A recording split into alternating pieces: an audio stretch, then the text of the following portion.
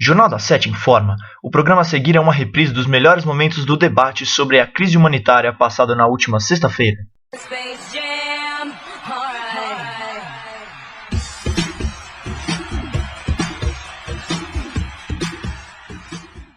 Boa noite, meu nome é Teteu Gaspar e bem-vindo a mais uma edição do Jornal da Sete.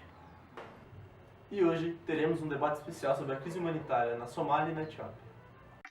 O segmento de destaques a seguir mostra trechos do debate em que os candidatos visavam relatar e explicar as causas e consequências da crise de imigrantes de maneira imparcial, à medida do possível. Contando com a presença de 3 convidados, o debate trouxe visões de Peter Loved, o historiador, André Navarrete, o antropólogo, e DC Von Pato, o blogueiro. Estamos agora aqui no debate com Peter Loved, André Navarrete e DC Von Pato.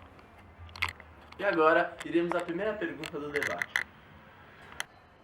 Peter, quais são as causas da crise humanitária no Nordeste da África? É bem simples, meu caro Teteu, porque na formação dos países de hoje em dia, eles acabaram juntando diversas tribos inimigas no mesmo território. E o conflito continua hoje em dia e provavelmente adiante, porque essas tribos estão disputando por territórios, para conseguir territórios férteis para plantação e água também. Então, a gente conseguirá ver esse conflito percorrer durante anos. André, o que causou o fluxo migratório, especialmente na Somália e na Etiópia?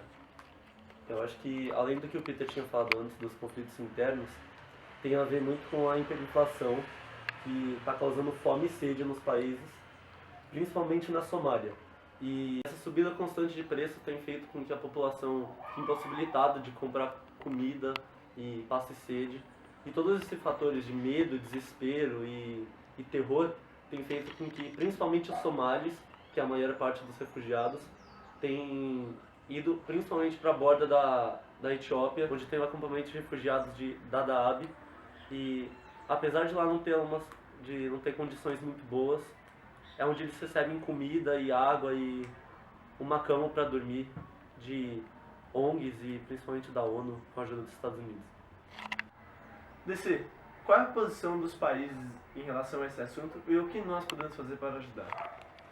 Realmente, como tem já chamado muita atenção nos jornais, né, alguns países estão apresentando um comportamento muito hostil em relação aos refugiados, até fechando as fronteiras, porque eles alegam a falta de infraestrutura para receber.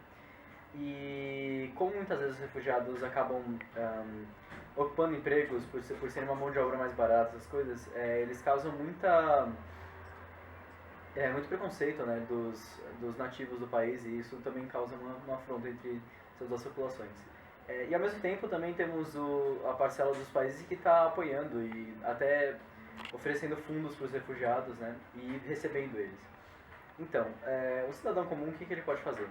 Ele pode começar por se conscientizar e aprender mais sobre o assunto, justamente para não ter essa ignorância e essa hostilidade com o refugiado por nada. Ele pode começar a conhecer mais a vida dele, a situação que ele passou e as dificuldades dele. E também ele pode oferecer mão de obra, né, ou até fundos para campanhas de ajuda aos refugiados, por exemplo. O segmento a seguir se trata dos melhores momentos do debate onde Peter e DC foram encorajados à demonstração da visão pessoal em relação às questões feitas por telespectadores. Vocês acham correto a hostilidade dos países em relação aos refugiados?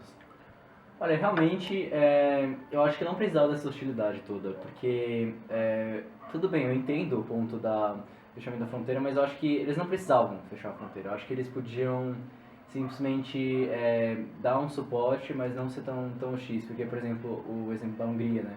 A Hungria está sendo bem hostil, o pessoal está com muita xenofobia. Tanto que teve a repórter que fez o pai com a criança no colo e tropeçar e tudo, então acho que... Eu até concordo que esse caso na Hungria foi extremo, mas muitos países que também são contra a recepção de refugiados no seu país têm um certo ponto, porque isso pode afetar a infraestrutura e a estrutura do país inteiro, e por outro lado tem a questão da cultura, que no momento não vai alterar nada, porque se você pegar todos os dados, dá quase 1% ou mais, um pouco mais de 1% o aumento de muçulmanos na Europa, mas com o passar do tempo isso pode afetar a cultura e a própria história do país.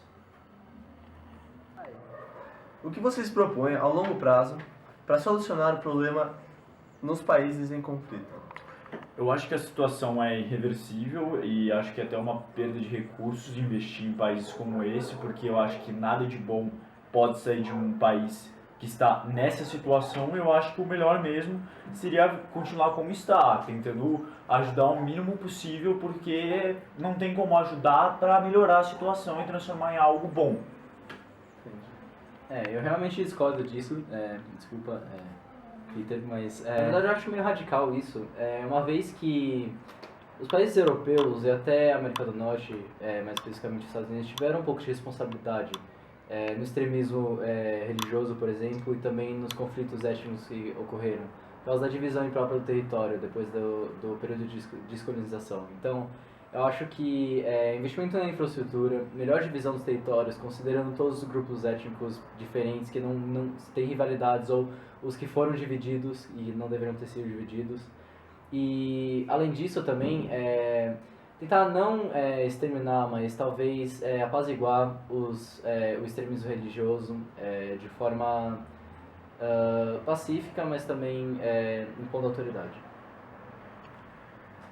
Correto. Mas tem que matar todo mundo. E essa foi mais uma edição do Jornal das 7. Boa noite. Space Jam, alright.